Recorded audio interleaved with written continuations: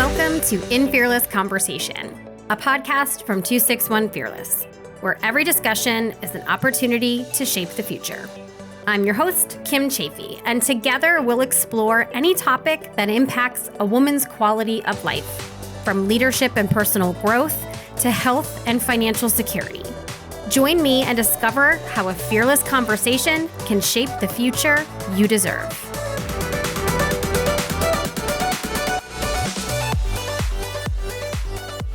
Everyone, welcome to season 6 of In Fearless Conversation. I'm so happy to be back. We have so many wonderful things in store for you this season. First, we are going to be dropping new episodes every week, so you won't have to go too long without your dose of fearless inspiration anymore. We're also going to be bringing you a new kind of episode. In addition to the interviews, we're also going to be bringing you a series we're calling The Inner Monologue. This is where we're going to share really raw, personal, powerful stories that will help you feel fearless, help you take fearless steps in your own life, give yourself grace, and help you feel really deeply connected to a global community of women who run not for the finish line, but for the joy and the freedom and the possibilities along the way. And we also want to get you more involved in our podcast. And so we're going to be inviting you to share your stories and your ideas and your questions throughout the season.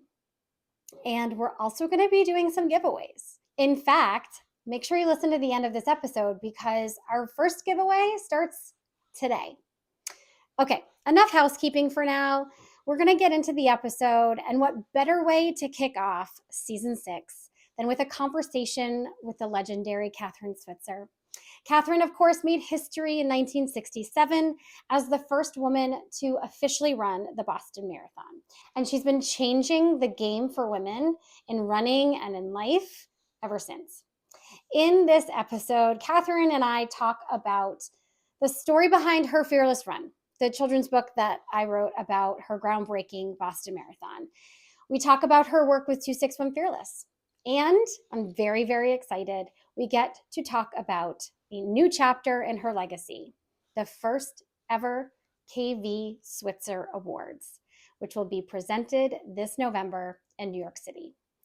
Okay, that's enough. Let's get into the episode. You're going to love it.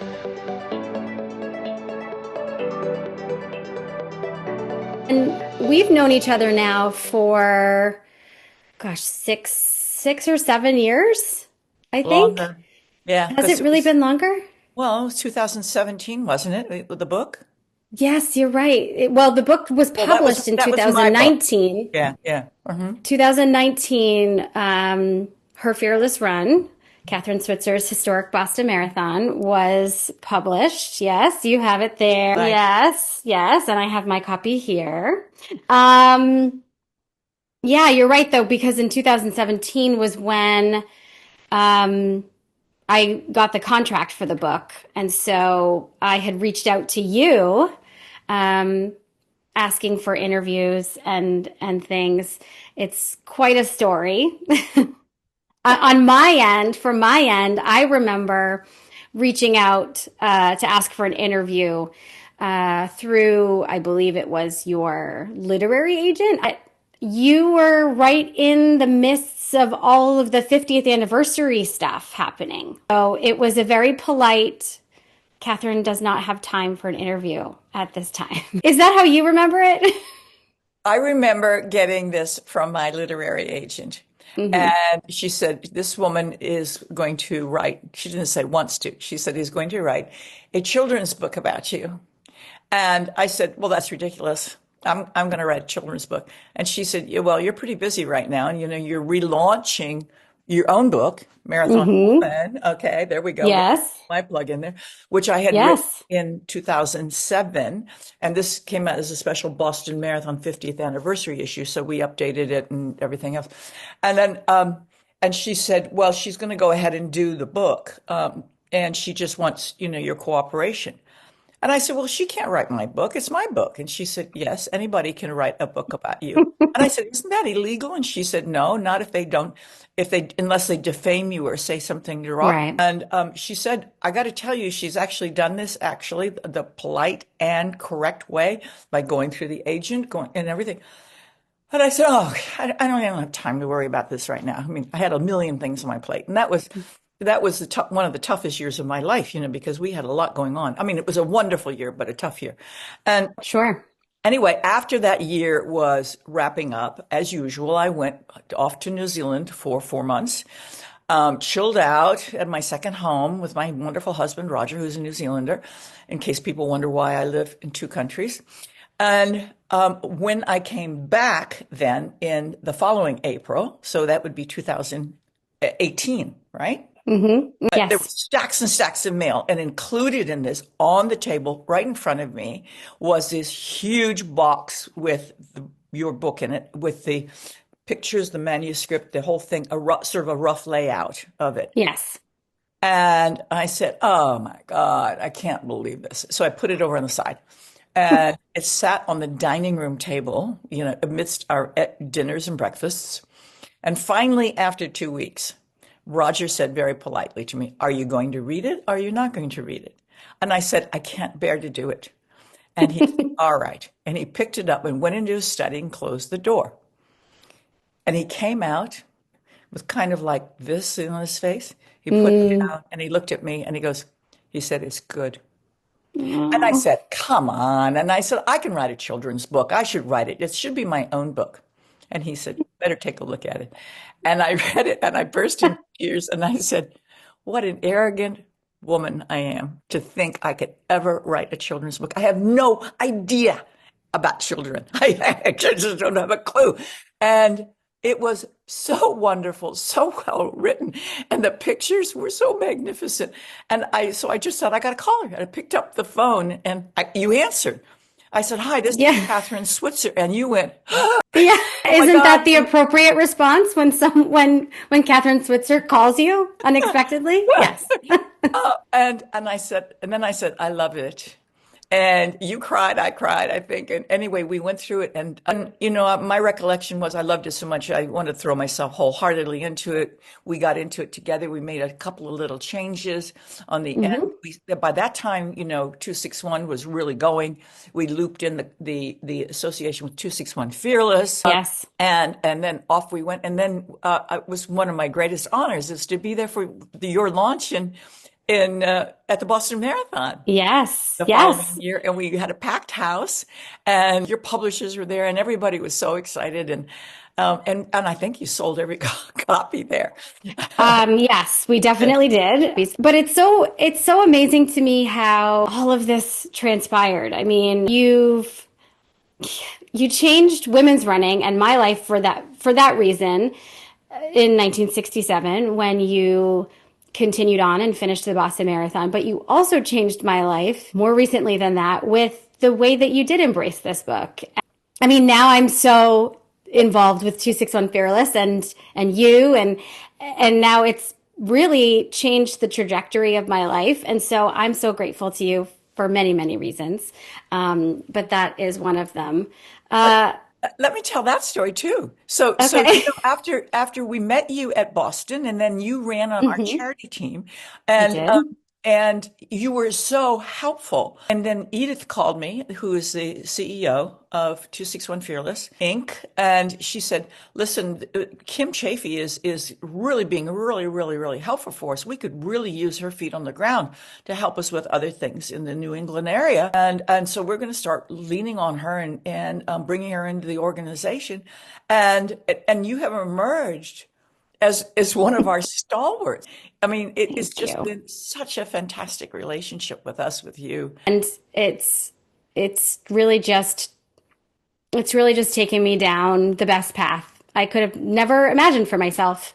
Um, in 1967, for you, really just kind of thrust you into women's running into the spotlight there. And a lot of your big moments have been centered around marathons, right? We talk about the Boston Marathon and you're winning the New York City Marathon. We have charity teams for both of those races. But you don't have to run 26.2 miles in order for running to be life changing, right? I Right. mean, can you talk a little bit about that?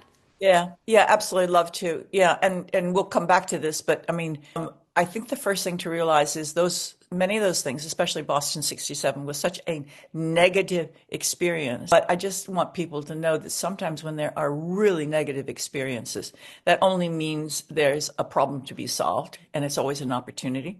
Hmm. And so that's kind of how I came out on the end of that whole thing.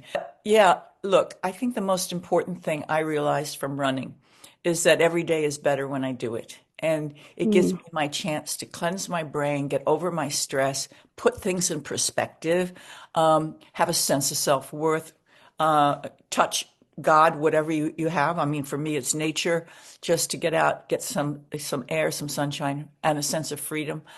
Then coming back and having the sense of capability that, okay, everything is good. I can do it. I am somebody. I'm empowered by this experience. And sometimes it's only 10 minutes, to get out there. That's all the window you have. I mean, you stay in your clothes, change your shoes, get out there, run up and down the street, 10 minutes, you come back.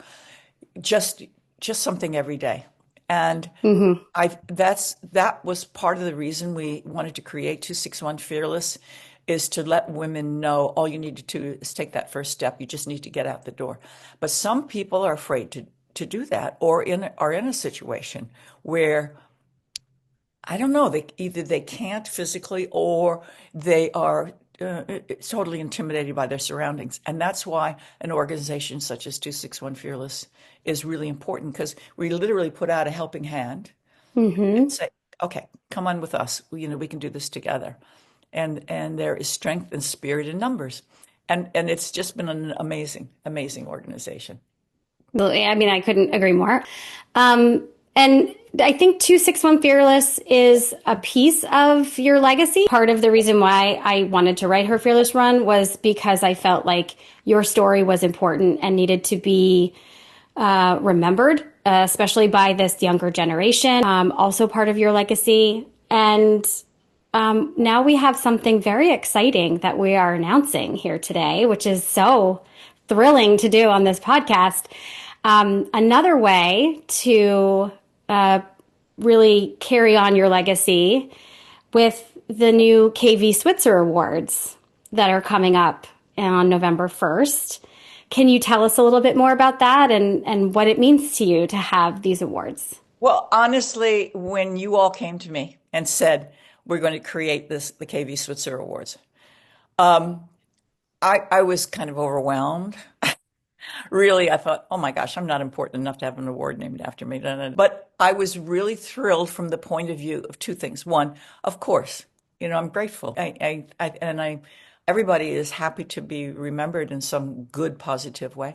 The second thing is, of course, is that the people who would win the award, and we'll talk about their credentials, but inspire other people and have also been down the same path that I have. And that Mm-hmm. therefore those people also deserve to be recognized for what they've done. And I mean, the qualities would be the same. They almost all, the candidates have faced a problem, a dilemma, or seen a tremendous lack in what running could cure. And Mm-hmm. they took the bull by the horns and created something, maybe just a little small thing, a little community thing, but in almost all of the cases, it became a movement. And Right. that is what is really, really powerful. And so, how do I feel? I am extremely grateful. I guess the word is humbled, but that's that's not quite the word. I think it's grateful and delighted, and I am extremely happy because we are passing on what we know to other people and amplifying this message. And the more people that get the message, to put one foot in front of the other and change your life. It's that simple, you know. Then we've accomplished something if we've done that. So that's why these awards are really important for me, and also because People deserve recognition. Some of the nominees, are famous. Others are unknown, but you know the movement. And that let's get that legacy of theirs out there too. Sure, absolutely. Um, I know we're not announcing the nominees today. That's coming soon, but sorry for those who were expecting to hear a list of nominees today. That is not happening.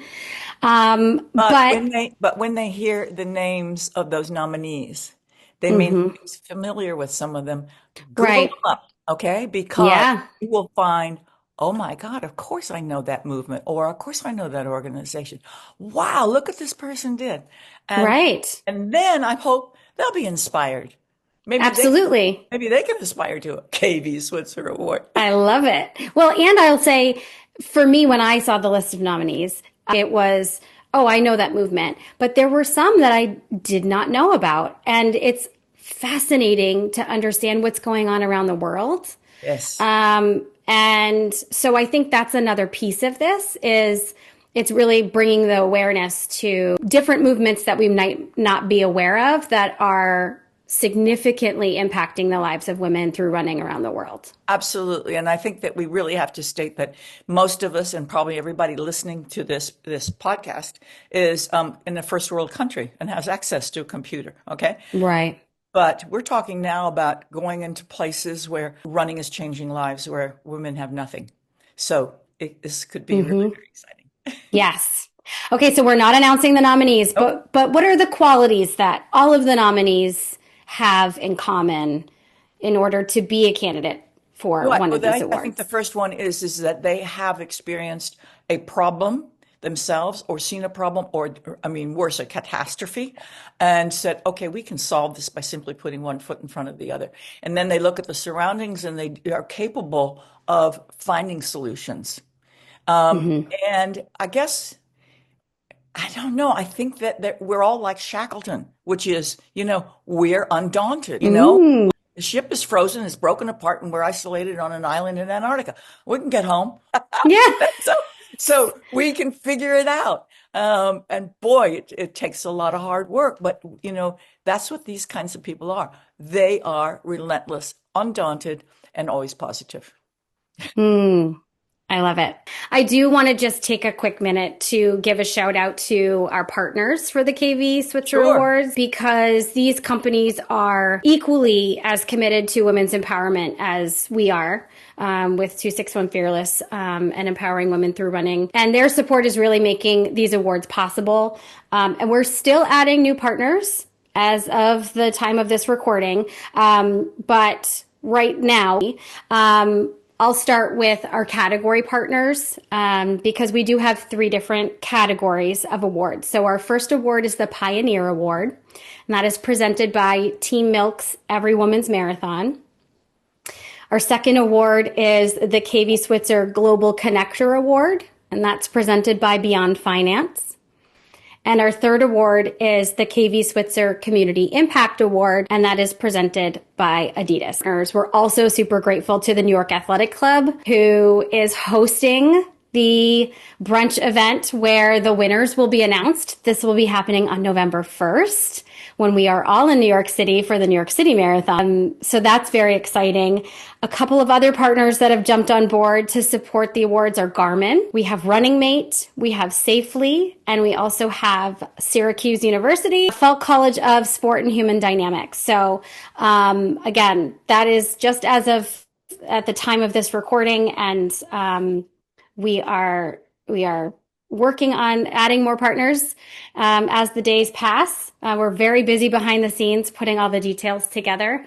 But I just wanted to take a minute because really their support is extremely important and helpful. I just want to say also thank you to all of them at this time.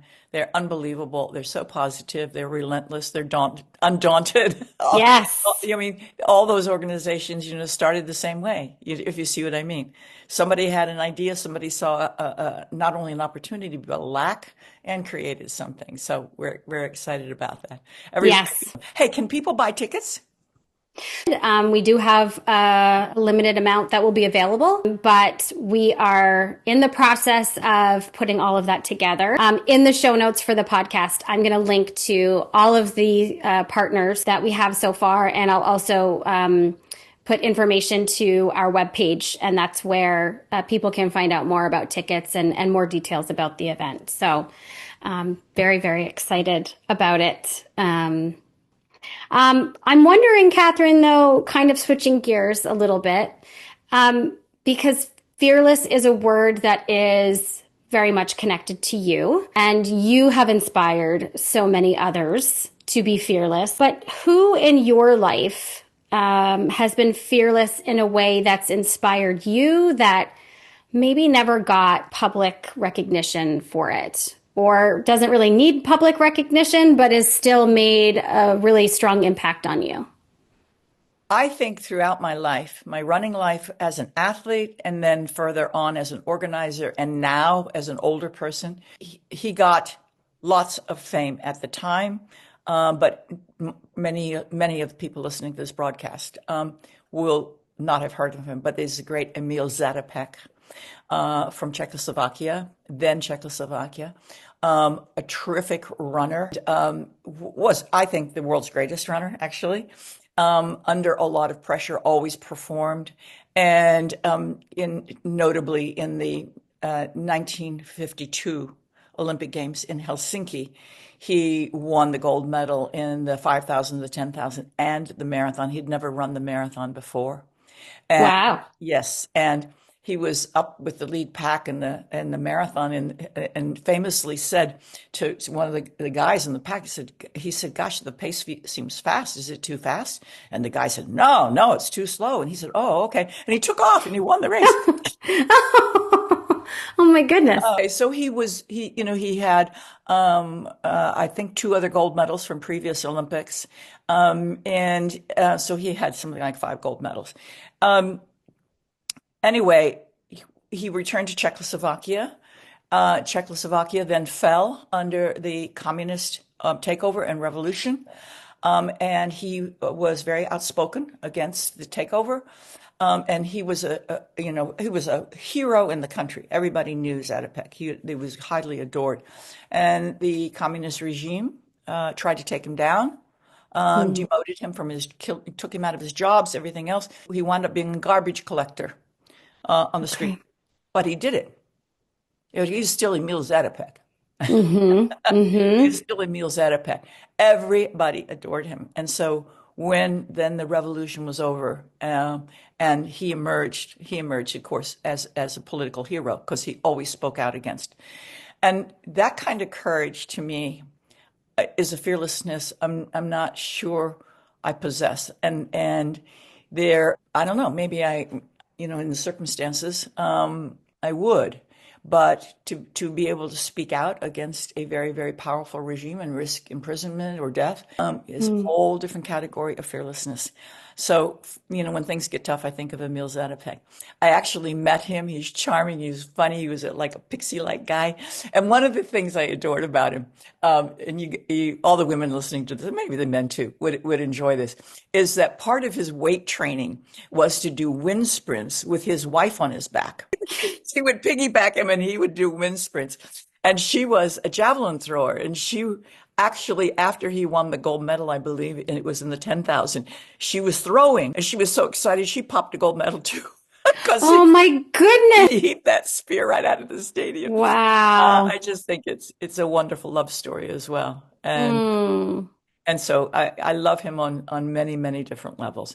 And the final story about him was that Ron Clark from Australia was one of the greatest runners in the world and set many world records, but for some reason was always jinked at the Olympics and never got the gold medal.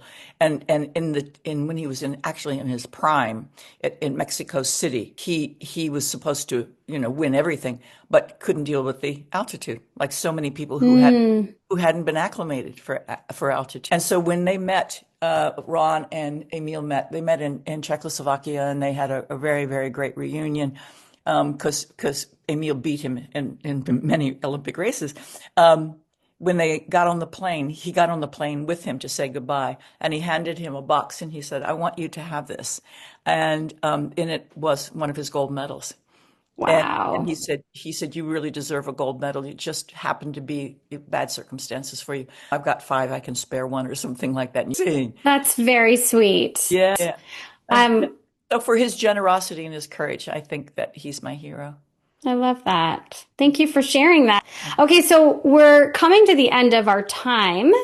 And I'd like to end on a lighter note, little fun kind of rapid fire Oh, good. questions. We're not gonna end on political repression, right? No, we're not, no. We're going to bring people back up. Okay. And these are just fun, spontaneous questions, just to maybe give people a better sense of you. Because I know people know you as, the women's running icon. And when you are on podcasts, that's what we talk about. We talk about women's running and all of that. And of course, we love to talk to you about that, and that's very important. But you as a person, I think people are very interested in as well. So some other things that are not running related. So what's one of your favorite TV shows? I don't watch TV. At all? You don't watch TV at Well, all? I watch Turner Classics. Turner Classic. I do. I do. Okay, I for do. I watch those. Turner Classics because it's on like at 8 o'clock at night. It goes to 10, and then I can wash my brain, the day. And I love really good film, and there's no commercial interruption. Oh, fair enough. Okay, well, I know that you also have a very healthy diet, but I'm wondering what is one food item you could not live without? Bananas. Bananas. Bananas. Absolutely could not live without bananas. And in fact, notoriously, I was part of a group of women who were hiking the Heafy Track in New Zealand 2 years ago. And it's tough. You're out there for 4 days. You got to carry all your food, and we're sleeping in huts and da da da da da. And they all had all these gels and all these kinds of things. And I had made like 5 or 6 banana and nut bread sandwiches. And they said, "You got to be kidding me. Those are going to be black by the end of the day, much less the week." And I ate those, and I was in such good shape. And I always have them before a marathon, and I even eat Okay. in a marathon. And every Okay. morning I have one, at least one for breakfast. So, and Bananas. and the other thing is milk. And this isn't a commercial. I mean, I Mm-hmm. know that I work with Every Woman's Marathon. I'm a team captain for them. But honestly, I was raised on milk, and milk is one of the most unbelievable sources of nutrition you can imagine, dairy milk. And during my teen years, puberty especially, I was drinking a quart of milk a day. And Mm-hmm. how important that is for growing bones. Cirrhosis among women my age now is a teen disease for the most part. And so this is incredibly important information. At any age, you can drink milk, and you should, because it really helps. I've never had stress fracture. I'm 78. Ooh. Important news. Yeah. I too, I'm going to second the milk recommendation because I too grew up drinking lots and lots of milk. It was just something I loved. Still to this day, I mean, we go through almost 3 gallons of milk in our family of 4 in a week. We're big milk fans over here. So agree with that. So, but okay, so bananas is your answer, and I will accept that. However, I'm wondering about a dessert of some sort. What's a treat that you really love? Like if you're at a restaurant and you're ordering dessert, what's your go-to? Well, interesting. Again, it's going to be milk based. It's either a really good ice cream or Okay. or it's like a creme brulee. So which is also, a custard with a wonderful burnt caramel sauce. Right. What's your favorite kind of ice cream? Butter pecan. Ooh, okay. Butter pecan. That's good. Okay, so I also know that when you run, you don't listen to music, Right? correct? Right. But what's a song that whenever you hear it always puts you in a good mood? I guess Chariots of Fire. Okay. I know. Yeah, so I hesitate to do this. It's so cornball, I know. But Vangelis's music is really exceptional, and everybody's got to admit that was fabulous, fabulous music. So yes, absolutely. And not only puts me in a good mood, it gives me hope. It's kind of Mm, interesting. We can do this type of thing. Okay, we can do love that. it. Love it. What's one habit or ritual that helps you feel strong or joyful or grounded? Well, I guess the daily run. Yeah. That's the big one, and even if it's only 10 minutes, I said, okay, really, something's always better than nothing is my attitude about that. Yes. Really. Yes, definitely. Agreed. And the last one is what's something that's made you laugh recently? Because I think we all need a lot of laughter these days. So, Okay, I live in the Hudson Valley in New York, and we have a lot of critters around our house because we have 3 acres, and they're beautiful deer and they're fawns and all kinds of little funny chipmunks. We have a chipmunk we've named Usain Bolt because he's so fast. What made me laugh is I walked out to the front door, and sitting on the bench by the front door like this was a groundhog. And he was sitting there, and oh, he was like he was looking over the estate or something. oh my goodness. I jumped because I didn't know what the critter was. At first, I thought it was a big cat or something. And Yeah. he or she looked at me and then scuttled off and went under the house. And I said, "Oh, we got a little Oh, tenant here." yes. Yeah. So Oh my goodness, a that made me groundhog. laugh. Made me laugh. What makes me laugh just telling the story because it was like he owned the place, right? Right, right, right. He was just checking on it, making sure everything was going according to his plan. Yeah. And also, a moment like that puts a lot of things in perspective. Nature dominates. Let's Mm. embrace it. And I thought, how lucky I am. I got a groundhog on my front porch, you know? And Sure. I'm not in an apartment in New York, no matter how glamorous it is or was. And I, for years, lived in New York City, right at the corner of 56 and Broadway, overlooks Central Park. It was fantastic. But cheapers, I can go out there and smell cut grass, and I look Mm. at Grumpy the groundhog. There we go. Grumpy the groundhog. I You got love to it. name them. Of course, they all deserve names. Well, On that this groundhog was note. on that groundhog note. This was delightful, and I'm so grateful for your time. And I look forward to seeing you soon in New York City. I know you have a lot of things actually coming up this fall. So, where are you going to be actually? Or you have a very Okay, busy well, real fall. quickly, I'm going to be next in about a week or so, or maybe longer. I'm going to be in Appleton, Wisconsin, speaking for the Women's Fund, and I'm flying from there to London, and I'm working with 261 Fearless in Bicester, which is just north of Oxford. Roger and I are part of the women's sports conference there, organized by our 261 team and Women's Running Magazine. Very fun and exciting. Yes. And from there, we fly to Berlin for the Berlin Marathon, and it's all on. This is a wonderful Adidas sponsored marathon. I mean, I'm excited. I'm going to be doing a big recording with Horst Milde, the founder of the Berlin Marathon, because he and I together founded the Berliner Frauenlauf back in 1984, which is the first ever women's only road race, 10,000-meter road race, 10K in downtown Berlin. There's like 7,000 women there. So we're Wow. going to talk about our ancient history, especially like the Berlin Wall history. I mean, we grew up in the shadow Hmm. of that, both of us. And in many ways, he's a protester too, and changed things for the good. He's a very, very interesting man. So we're going to do that special recording. 261 Fearless is going to be all over the race. We're going to have cheer sections for our group, and we have a wonderful reception at the Volkswagen showroom in downtown Berlin because they do an exhibit of iconic photographs of me. So we're going to be, Yes. and then of course, always the Adidas Shakeout run on Saturday morning, which is going to be great. Yeah. Just to say, there's going to be one hell of a race. It always is at Berlin. Yeah. And then in November, we'll be in New York City together. Yes, indeed. Can't wait for that, for the big And news. then, And of course, the first ever yes, awards. Davy Switzer Awards. Yes. And then that's not where it ends because we'll follow it up with the Every Women's Marathon in Scottsdale, Absolutely. And Arizona yeah, November on 16th, November Scottsdale. 16th. And boy, oh boy, I'll tell you what, 261 Fearless is all over this race. Last year, you guys were out there with cheering sections all over the place. I stood at the finish line hugging just about every finisher You from did. first in to the end. I stayed to the very, very end. I had more sweat, spit, snot, and vomit on me. My God, it was so bad. I got in the shower with all my clothes on. Oh my goodness. But let me tell you, it was like the Woodstock of women's running. It That's was a great way to describe it. fabulous. It was every color, every size, every age, every woman. It was really amazing. Yep. And bonding. It was fantastic.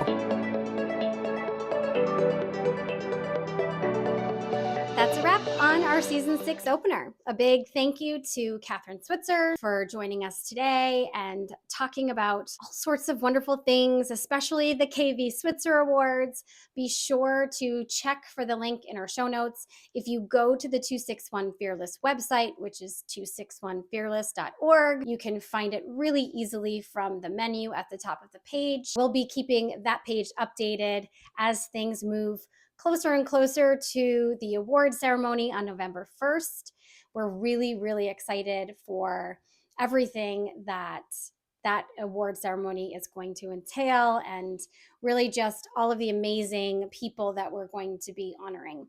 I also want to thank again our category partners and all of our partners for the Switzer Award. They are also linked in our show notes, so please go check them out, see what they're all about. Wonderful companies that we are grateful to have in our corner for the Switzer Award. And I promised there was a giveaway for today's episode, so here are the details for that. The first job you've actually already done because it was listening to this episode. The second job is going onto Instagram and liking our Instagram post about this episode. And your third job is to send us a DM on Instagram and let us know who Kathrine's hero is. Who is the hero she mentioned in this episode that inspires her? That's it.